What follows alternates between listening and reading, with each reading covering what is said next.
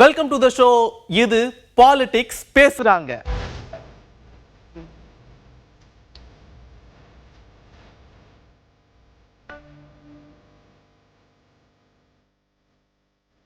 எடப்பாடியார் இன்னா சொல்லியிருக்கார், இன்னா சொன்னாரே ஒருத்தல் அவருக்காக என்ன வேணா செஞ்சு விடு அப்படின்னு சொல்லியிருக்காரு.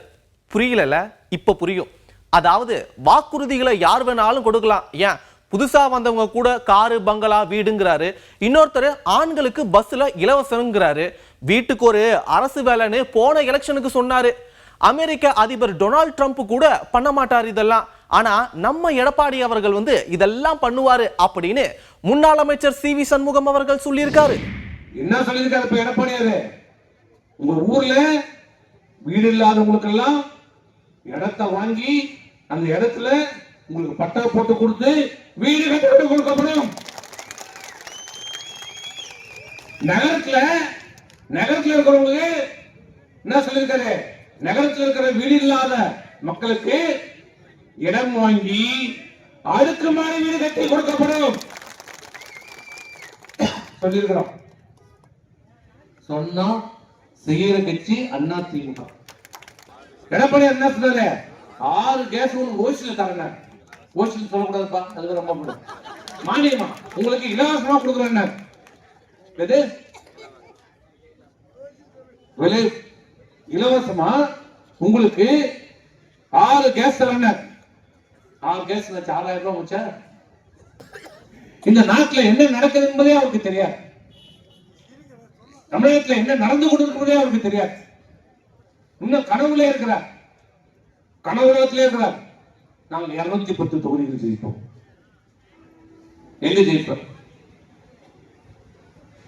இப்பயே பிச்சிங் போது தன்னை தன்னை சொல்லும். என்ன பண்ணீங்க? டெய்லி டிவி தரலாம். அண்ணா திமுக 3ஆ போச்சு, 4ஆ போச்சு, 5ஆ போச்சு. அவரு போயிட்டாரு, இவரு போயிட்டாரு, இங்க போயிட்டாரு, இவரு வரல, கூட்டணி ஆளே இல்ல, அப்படி இல்ல, ஓட்டுறாங்க, அது ஓட்டுறாங்க. இப்ப என்னாச்சு? இப்ப திமுக காங்கிரஸ் போராண்டாங்கிறோம், கம்யூனிஸ்ட்காரன் போராண்டாங்கிறோம், விடுதலை சிறுத்தைக்காரன் போராண்டாங்கிறோம். அண்ணா திமுக வந்துட்டே இருக்கிறான். பாட்டாளி கட்சி வந்தாச்சு, இன்னும் 2-3 நாள் மற்ற கட்சி எல்லாம் வருவாங்க. வந்துட்டே இருக்கிறாங்க. இங்க பிச்சுட்டே போறோம், இங்க எல்லாம் வந்துட்டே இருக்கிறான். இதுதான் நேரம். இதுதான் என்னத்தை காட்டுது? அண்ணா திமுக மிகப்பெரிய வெற்றியை பெறுவதற்கான அறிகுறி. திமுக படு தோல்வி அடைய போவதற்கான அறிகுறி தான் இன்னைக்கு அங்க நடைபெறுகின்ற சட்டமன்ற தேர்தலில் வாக்குறுதியில பாருங்க. நாங்களும் சொல்லுவோம், திமுகவும் சொல்லுவாங்க, புதுசா வந்து குடும்பமும் சொல்லுவாங்க. மொத்தம் சொன்னாங்க காரு பங்களா வீடு, காரு பங்களா வீடு. அமெரிக்காக்காரங்களோட கொடுக்க மாட்டான், டொனால்ட் ட்ரம்ப் கூட கொடுக்க மாட்டான். இது மாதிரி நிறைய சொல்லுவாங்க. நீங்க அதை ஆய்வு பண்ணணும். இந்த திட்டம் நிறைவேற்ற முடியுமா, செயல்படுத்த முடியுமா, இவர்களால் முடியுமா? யாரு இவர்களால் செயல்படுத்த முடியுமா, யாரால் செயல்படுத்த முடியும் என்பதை சிந்திக்கணும். எல்லாரும் பாஜக கூட கூட்டணி வச்சுட்டீங்க, பாஜக கூட கூட்டணி வச்சுட்டீங்க அப்படின்னு சொல்றீங்களே, ஏன் வச்சோம், எதுக்காக வச்சோம் தெரியுமா? இது வெறும் தேர்தலுக்கு மட்டும்தான், சும்மா உளலாய்க்கு. நீங்க நினைக்கிற மாதிரி ஆட்சிக்கெல்லாம் இல்ல அப்படிங்கிற டோன்ல அழுத்தம் திருத்தமா சொல்லியிருக்காரு அதிமுக கொள்கை பரப்பு செயலாளர் தம்பிதுரை அவர்கள். இன்றைய ஏன் கூட்டணி வைத்திருக்கிறோம் என்றால், நம்முடைய குறிக்கோள் திராவிட முன்னேற்ற கழகத்தை ஆட்சியிலிருந்து அகற்ற வேண்டும். அதற்கு ஒரு கூட்டணி தேவை என்பது எடப்பாடி பழனிசாமி உணர்ந்துதான் இந்த கூட்டணி அமைத்திருக்கிறார். அனைத்து இந்திய அண்ணா திராவிட முன்னேற்ற தலைமையில், எடப்பாடி அவர்களது தலைமையில் கூட்டணி வருகின்ற 2026 நடக்கின்ற சட்டமன்ற தேர்தலில் இதுதான் கூட்டணி. அவர் அமைப்பதுதான் கூட்டணி. அவர் யார் அந்த கட்சியை சேர்க்க வேண்டும் என்று நினைக்கின்றாரோ அவர்கள் சேர்த்துதான் கூட்டணி அமைக்கப் போயிருக்கிறார். இது ஒரு மாற்றம் கிடையாது. கூட்டணி என்பது தேர்தலுக்காக தான் கூட்டணி, ஆட்சிக்காக கூட்டணி கிடையாது. மீண்டும் பத்திரிகை நண்பர்கள் சொல்கின்றேன், அது எடப்பாடி பழனிசாமி சரியாக இருக்கின்றார். இதுவரையில் தமிழகத்தில் கூட்டணி ஆட்சி என்பதே இருந்தது கிடையாது. 1924 ஜஸ்டிஸ் பார்ட்டி ஆரம்பிச்சதிலிருந்து பாத்தீங்கன்னாக்க கூட்டணி ஆட்சி இதுவரையில் தமிழகத்தில் கிடையாது. 52 கிடையாது, 1980 கிடையாது, 2000 கிடையாது, 2024 கிடையாது. கூட்டணி ஆட்சி கிடையாது. எடப்பாடி பழனிசாமி அவர்கள் தலைமையில் அனைத்து இந்திய அண்ணா திராவிட முன்னேற்ற கழகம் தனித்து ஆட்சி அளிக்கும். தேர்தலிலே கூட்டணி இருக்கும், ஆட்சியிலே அவர் தான் இருக்கும். இதுதான் அனைத்து இந்திய அண்ணா திராவிட கொள்கை என்பதை நான் சொல்ல விரும்புகின்றேன். தமிழகத்தில் என்றுமே தமிழக மக்கள் கூட்டணி ஆட்சியை விரும்பமாட்டார்கள். 2000 மக்கள் முடிவெடுத்தாங்க. எடப்பாடி பழனிசாமி தான் முதலமைச்சர் முடிவெடுத்து விட்டார்கள். நான் திரும்ப சொல்கின்றேன், கூட்டணி என்பது தேர்தலுக்கு மட்டும்தான், ஆட்சி என்பது எடப்பாடி பழனிசாமி தனித்துத்தான் அவர் ஆட்சி அமைப்பார். அதுதான் நம்முடைய தமிழகத்தினுடைய. ஆகவே எடப்பாடி பழனிசாமி அவர்கள் உங்களுடைய ஆதரவுடன், பேராதரவுடன் 210க்கு மேல சீட்டு ஜெயிக்கிறதுல பார்த்துக்கோங்க. தமிழ்நாடு அரசு 2026 வருடத்துக்கான முதல் சட்டப்பேரவை கூட்டத்தொடர் இன்னைக்கு தொடங்கியிருக்கு. பாரம்பரிய முறைப்படி சட்டப்பேரவை தலைவர் அப்பாவு முதலமைச்சர் மு.க. ஸ்டாலின் அவர்களுக்கு காவல்துறை சார்பா வரவேற்பு கொடுக்கப்பட்டுச்சு. அதை தொடர்ந்து ஆளுநர் ஆர்.என். ரவி அவர்களுக்கு பேரவைத் தலைவர் அப்பாவு பூங்கொத்து கொடுத்து வெல்கம் பண்ணாரு. வழக்கமா வருஷத்தோட முதல் சட்டப்பேரவை கூட்டத்தொடர் ஆளுநர் உரையோட தான் தொடங்குறது மரபு. அதன்படி அரசு கொடுக்கிற அறிக்கையை ஆளுநர் வாசிப்பாரு. ஆனா திமுக அரசுக்கும் ஆளுநர் ரவி அவர்களுக்கும் என்ன வாய்க்கா தகரன்னு நமக்கு தான் தெரியுமே. அதனால போன தடவை மாதிரியே வந்தவுடன் வெளிநடப்பு செஞ்சுட்டாரு. அதுக்கு ஒரு ப்ராப்பர் ரீசன் வேணும்ல. அதனால ஆளுநர் மாளிகை போன அடுத்த செகண்டே அறிக்கை வெளியாகிருச்சு. வழக்கமா எதிர்கட்சி தான் வெளிநடப்பு பண்ணணும். பட் இன்னைக்கு ஆளுநர் முந்திக்கிட்டதால அடுத்ததா எதிர்கட்சி தலைவர் எடப்பாடி பழனிசாமி அவர்கள் உட்பட அதிமுகவினர் வெளிநடப்பு பண்ணி அடுக்கடுக்கான குற்றச்சாட்டுகள் மற்றும் ஒரு comparison between ADMK versus DMK பத்தி பேசியிருக்காரு. முரண்பாடு இல்ல, உண்மையை கவர்னர் எழுத வேணுங்கிறார். தமிழகத்தில் நடைபெற்ற உண்மை செய்தியை மேத ஆளுநருடைய இடம்பெறுங்க. நான் படிக்கின்ற பொழுது நீங்க செய்த தவறை சரி என்று நான் படிக்க மாட்டேன், வாசிக்க மாட்டேங்கிறார். இதுதான் பிரச்சனை. நடைபெறுகின்ற சம்பவங்கள் எவ்வளவு நான் சொன்னேன். பாலியல் குற்றங்கள் என்ன நடந்திருக்குது, வேலைவாய்ப்பு இருக்குது, தொழில் முதலீட்டை நீங்க ஒரு தவறான தகவலை புள்ளி விவரத்தை கொடுக்குறீங்க. அந்த புள்ளி விவரத்தை அதை நீங்க தயாரித்து கொடுக்குறீங்க. அதை நான் வாசிக்கணுமா? இதை திருத்தி கொடுன்னு தான் சொல்றேன், வாசிக்கன்னு சொல்லல. தமிழகத்தில் இருக்கின்ற உண்மை நிலையை நீங்க அமைச்சரவையில் அதை வச்சு ஒத்தவடையில் கொடுங்க, நான் அதை நான் வாசிக்கிறேன். சார் இது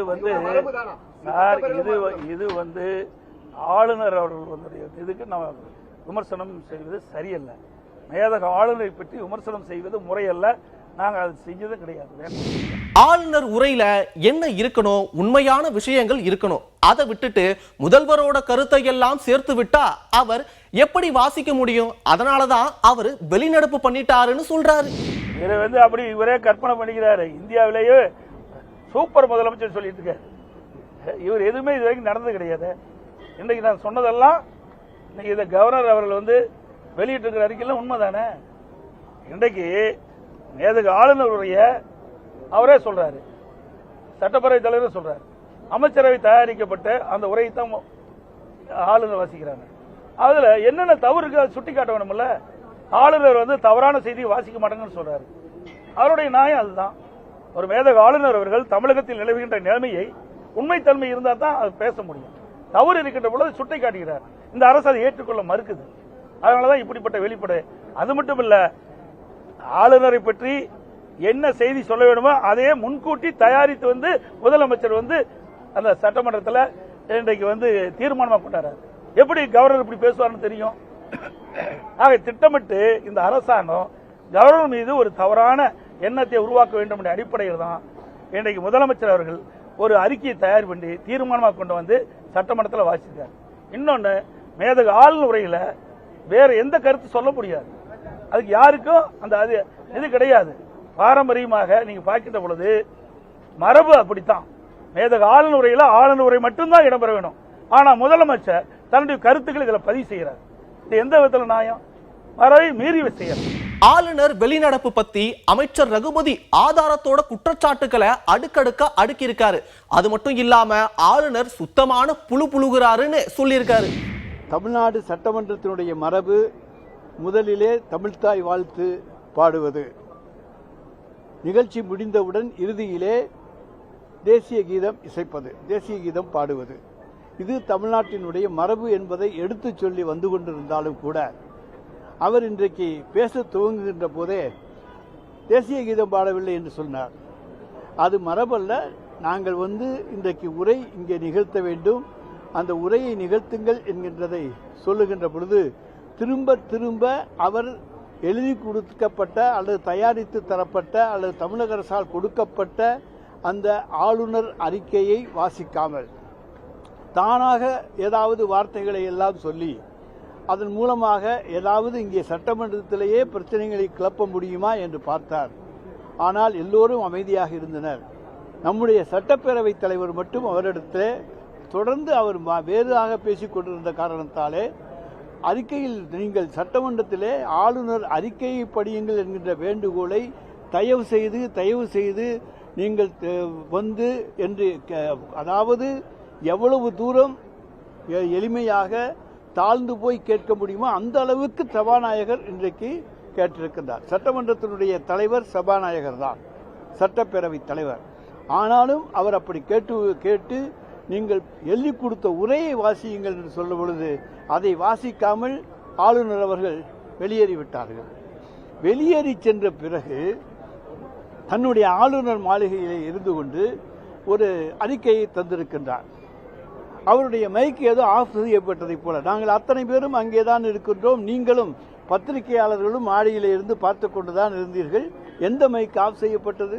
அவர் பேசுகிற பொழுது சட்டப்பேரவைத் தலைவர் எழுந்து நீங்கள் எழுதி கொடுத்திருக்கின்ற அந்த வாசிப்பை வாசியுங்கள் என்று நம்முடைய அரசியலமைப்பு சட்டத்தை சுட்டிக்காட்டி கேட்கின்ற உரிமை சட்டப்பேரவைத் தலைவருக்கு உண்டு. ஏனால் சபையை நடத்துகின்றவர் அவர், சபையினுடைய விருந்தினர். இன்றைக்கு இந்த நிலையை தமிழக சட்டமன்றத்தினுடைய நம்முடைய அமைச்சரவையினுடைய தலைவராக இருக்கக்கூடிய ஆளுநர், அந்த ஆளுநர் இங்கே அந்த உரையை வாசித்து விட்டு சென்றிருக்க வேண்டும். ஆனால் அதை விட்டுவிட்டு திரும்ப கேட்க வேறு கேள்வி சொல்லிவிட்டு இப்பொழுது மைக்கை ஆஃப் செய்தார்கள் என்றால் மைக் ஆஃப் செய்யப்படவில்லை. அது சுத்தமான புழுகு. அதை தமிழக மக்களுக்கு தெரிவிப்பதற்காக இதன் மூலமாக தெரிவித்துக் கொள்கின்றோம். ஆளுநர் ஏதோ தான் சொல்லிவிட்டால் அதை உண்மை என்று மக்கள் எண்ணி விடுவார்கள் என்று நினைக்கின்றார். அப்படி ஆளுநருடைய மைக் அமர்த்தப்படவில்லை. அமர்த்த வேண்டிய அவசியமும் எங்களுக்கு கிடையாது. அவரை நாங்கள் பேசத்தான் விட்டிருக்கோமே தவிர மைக்கை ஆஃப் பண்ண அழைக்கவில்லை. ஆளுநர் போன 3 நிமிஷத்துல எப்படி அறிக்கை வந்துச்சு? இது எல்லாமே திட்டமிட்ட செயல் அப்படின்னு அவர் சொல்லியிருக்காரு. முன்னாலேயே தயாரிக்கப்பட்டு தான் ஏன்னா ஆளுநர் இங்கிருந்து வெளியேறுகிறார். வெளியேறிய உடனேயே அந்த அறிக்கை ஆளுநர் மாளிகையிலிருந்து வருகிறது என்று சொன்னால் எல்லாம் திட்டமிடப்பட்ட வேலைகள் தான். எனவே அவங்க முன்னாலே தயாரித்து வச்சிருக்கலாம். எங்களுக்கு அதை பற்றி கவலை இல்லை. தமிழ்நாட்டை குறை சொல்ல வேண்டிய எனது தேர்தல் ஆண்டு 2026 தேர்தல் ஆண்டு. இதில் ஆட்சியை பற்றி ஏதாவது குறை சொல்ல வேண்டும் என்பதற்காக அவர் கனவு கண்டு கொண்டிருக்கிறார். 11.9% பொருளாதார வளர்ச்சியை மூடி மறைக்க யாராலும் முடியாது, எந்த சக்தியாலும் முடியாது என்பதை நான் தெரிவித்துக் கொள்கிறேன். என்னென்ன காரணங்களுக்காக ஆளுநர் வெளிநடப்பு செஞ்சாருன்னு தெரியும். ஆனா ஆளுநர் வெளிநடப்பு செய்வாருன்னு முன்னாடியே தெரிஞ்சு எப்படி அறிக்கை ரெடி பண்ணி முதல்வர் வாசிச்சாரு அப்படின்னு கேள்விகளை எழுப்புறாங்க பாஜக எம்எல்ஏ வானதி ஸ்ரீனிவாசன் அவர்கள்.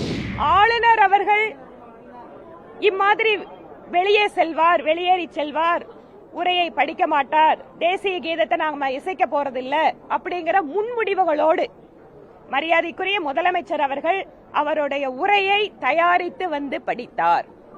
அப்ப ஏற்கனவே மாநிலத்தினுடைய முதல்வர் அவர்கள் கவர்னர் நிச்சயமாக உரையை படிக்கவிடக் கூடாது என்பதற்காகவே அதற்காக ஒரு பதிலை தயாரித்து வைத்திருந்தார்கள் என்றால் இவர்களுடைய எண்ணம் என்பது கவர்னர் உரையை படிக்க வேண்டும் என்பதாக இல்லை என்பது நிரூபணமாகிறது.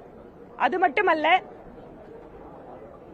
சட்டமன்றத்தில் பல்வேறு முறை நீங்க எல்லாரும் பார்த்திருக்கீங்க, எதிர்கட்சியினர் பேசுகின்ற பொழுது வீடியோ ஆஃப் பண்றது, ஆடியோ கொடுக்காம இருக்கிறது, இல்லனா கொடுத்தா கூட கம்ப்ளீட்டா சென்சார் பண்ணிட்டு மந்திரிங்க சொல்ற பதில மட்டும் கொடுக்கிறது. இன்றைக்கு உச்சகட்டமாக வழக்கமா வீடியோவை தான் ஆஃப் பண்ணுவாங்க, இன்னைக்கு உங்களுக்கு ஆடியோவை கூட கம்ப்ளீட்டா கட் ஆஃப் பண்ணிட்டாங்க. தமிழ் தாய் வாழ்த்து முதல்லையும் தேசிய கீதம் நிகழ்ச்சி முடியும் போதும் இசைக்கப்படுறதுதான் வழக்கம் அப்படின்னு அரசு சொல்றாங்க. ஆனா ஆளுநர் ரெண்டையும் ஒன்னா பிளே பண்ணுங்கன்னு கேக்குறாரு. இத பண்றதுல என்ன பிரச்சனை அப்படின்னு கேக்குறாங்க. ஒரு கவர்னர் வந்து அங்க என்ன கேக்குறாரு, எந்த இடத்துக்கு சென்றாலும் அந்த இடத்தில் தேசிய கீதம் இசைக்கப்பட வேண்டும் என்பது ஒரு மரபு. தேசிய கீதம் இசைக்கிறதுல மாநில அரசுக்கு ஏன் இந்த பிடிவாதம்? கடைசியில வந்து எண்ட் ஆஃப் தி செஷன் வந்து தேசிய கீதம் பாடுனாங்க. இல்ல இட்ஸ் a tradition. பிஜேபி ஏற்கனவே வந்து இருக்கு. நான் என்ன சொல்றேன், ட்ரெடிஷனை வந்து ஏடிஎம்கே பீரியட்ல வந்து இந்த பிராக்டிஸ் தான் இருந்திருக்கு. ஆஃப்டர்வர்ட் ட்ரெடிஷன் போது இல்ல நான் என்ன சொல்றேன், tradition which is breaking some of the constitutional norms we can accept it. Tradition என்ன கேக்குறாங்க, தேசிய கீதம் இசைக்கிறதுல என்னங்க புதுசா வந்து ட்ரெடிஷனை வந்து மாத்த முடியாது? தமிழ் தாய் வாழ்த்தும் தேசிய கீதம் ஈக்குவலாக மரியாதை கொடுக்கப்பட வேண்டும்.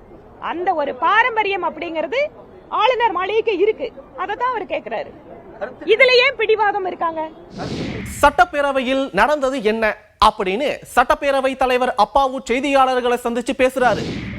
மாநில முதல் கூட்டத்தொடர் இன்னைக்கு பேரவையில முக்கியமான நிகழ்வு நடந்தது. அது குறித்து ஒரே ஒரு குற்றச்சாட்டு, மைக் ஆஃப் பண்ணப்பட்டுச்சு அப்படிங்கிறது கவனம்.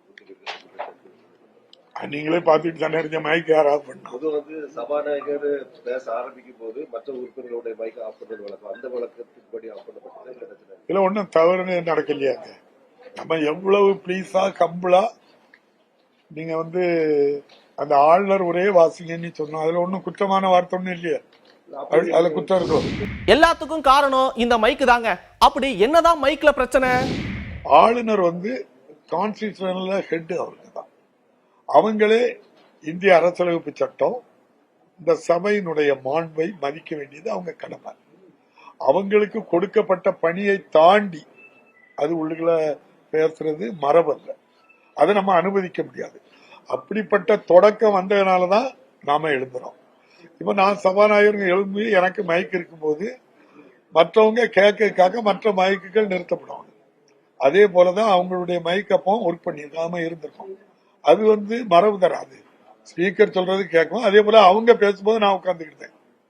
அவங்க மைக் மட்டும்தான் பேசுது. அப்போ அந்த மரபு படி போகுதா, பேரவை விதிப்படி போகுதா, கான்ஸ்டிடியூஷன் படி பேசுறாங்களா? அவங்களுக்கு கொடுக்கப்பட்ட கடமை கவர்னர் உரையை அவங்க வாசித்து இந்த சட்டமன்றத்துக்கு அளிக்கணும். அவ்வளவுதான். ஆக்சுவலா அங்க மைக் ஆஃப் செய்யப்படல. சபாநாயகர் அப்பாவு இடையில ஆளுநர் ஆர்.என். ரவி கிட்ட பேசினதுதான் அவர் டென்ஷன் ஆயிட்டாராமா.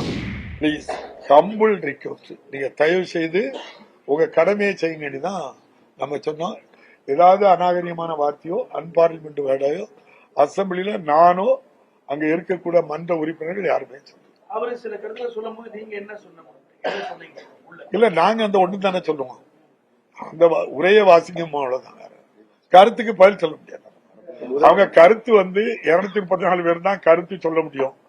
வேற யாரும் உங்களுக்கு வந்து கருத்து சொல்ல முடியாது. ஆளுநர் வெளிநடப்பு செஞ்ச உடனே முதலமைச்சர் உடைய ரியாக்ஷன் என்னவா இருக்கும், என்ன பேசுவார் அப்படின்னு எல்லாரும் எதிர்பார்த்துட்டு இருக்கும் போது இப்படி ஒரு சம்பவம் நடந்தா என்ன பேசணும்னு முன்கூட்டியே தெரியும் அப்படின்னு பேசியிருக்காரு முதலமைச்சர் மு.க. ஸ்டாலின் அவர்கள். தமிழ்நாடு அரசால் தயாரித்து அனுப்பி வைக்கப்பட்ட ஆளுநர் உரையை பேரவையில் படிக்காமல் மாண்புமிகு ஆளுநர் அவர்கள் சென்று வருவதை இப்பேரவை ஏற்கவில்லை. மாண்புமிகு ஆளுநர் அவர்களுக்கு அனுப்பி வைக்கப்பட்ட சட்டமன்ற உறுப்பினர்கள் மேசையில் உள்ள கணினியில் பதிவேற்றம் செய்யப்பட்ட ஆளுநர் உரையின் ஆங்கில மொழியாக்கம் இங்கே மாண்புமிகு ஆளுநர் அவர்களால் படிக்கப்பட்டதாக இப்பேரவை கருதுகிறது. அவ்வாறே அவை குறிப்பில் நடவடிக்கை குறிப்புகள் இடம்பெறலாம்.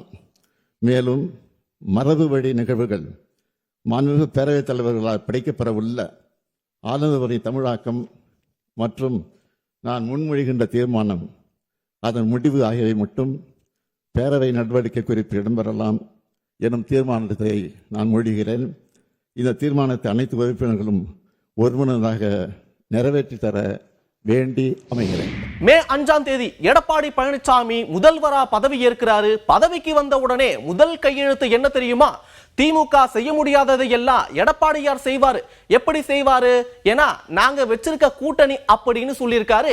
அதாவது மத்தியில ஆளும் பாஜக அரசு கூட்டணி வச்சாதான் தமிழ்நாட்டுக்கு தேவையான நிதிகளை கொடுப்பாங்க, இல்லனா கொடுக்க மாட்டாங்கன்னு இன்டைரக்டா சொல்லியிருக்காரு.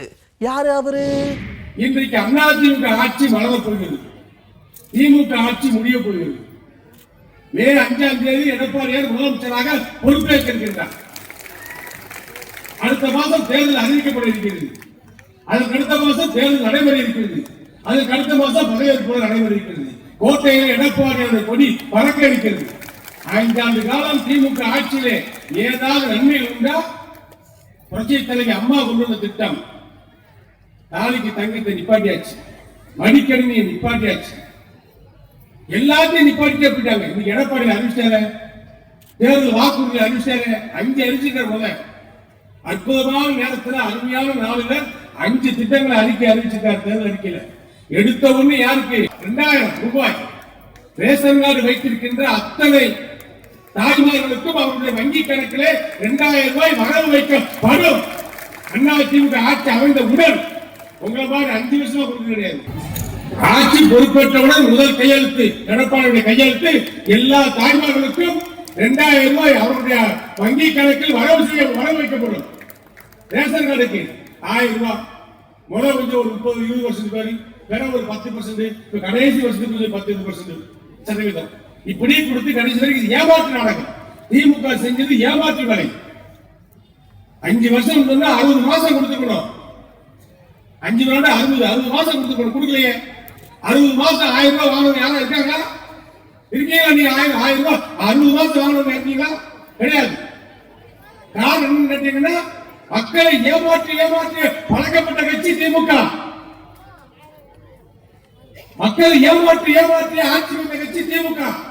டெல்லியிலே மோடி ஆட்சி, தமிழ்நாட்டில் எடப்பாடி ஆட்சி.